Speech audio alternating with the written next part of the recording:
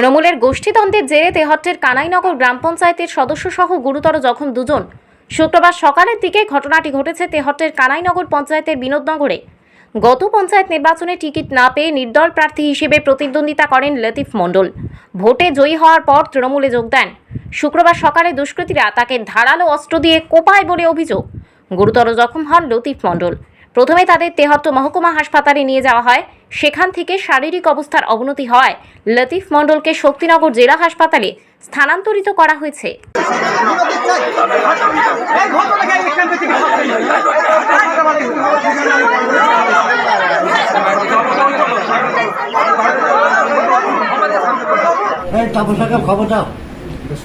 তাপসা কি জানিয়েছেন বিষয়টা? কেউ জানিয়েছে?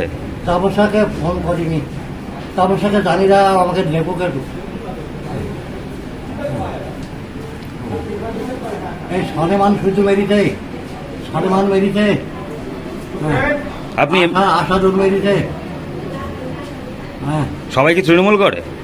হ্যাঁ। আপনি কতদিন ধরে তাপসার সঙ্গে আছেন? আমি 30 বছর। কেন মারলো আপনাকে? হ্যাঁ, ও ভোটে হেরে গেছে, তাতে আমাকে মেরে ফেলছে।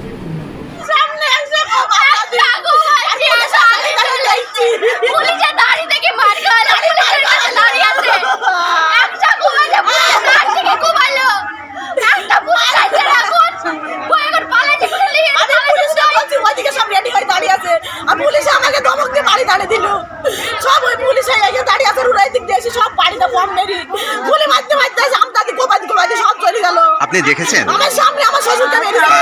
কারা মেরেছে?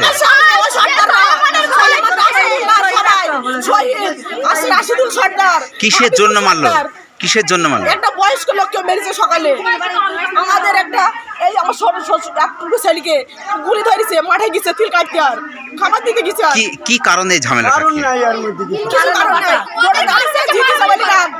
আমি সম্পূর্ণ দেখেছি, সব পাই দেখেছি, সব পাই জিজ্ঞেস করে।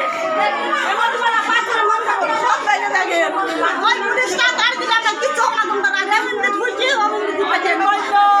দেখি রে আমার কি কই বড় বাড়ি নাই ছেলে শুদ্ধি খাই শুদ্ধি খাই মানুষ বেশি শুদ্ধি হয় সব পাই বিপ্লবের যে ঘটনা গোষ্ঠীদ্বন্দ্ব দীর্ঘ 2 বছর আগে থেকে ওদের মধ্যে একটা ফসল ঝোড়ানিকে কেন্দ্র করে একটা অশান্তির বাতাবরণ তৈরি হয়।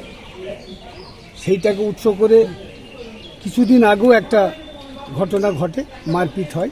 সেই ব্যাপারটা নিয়ে ওখানে লোকজন বসে এবং সেই মেম্বার যে লতিফ, সেই লতিফ আমাদের দলের সঙ্গে সহযোগিতা করেছিল।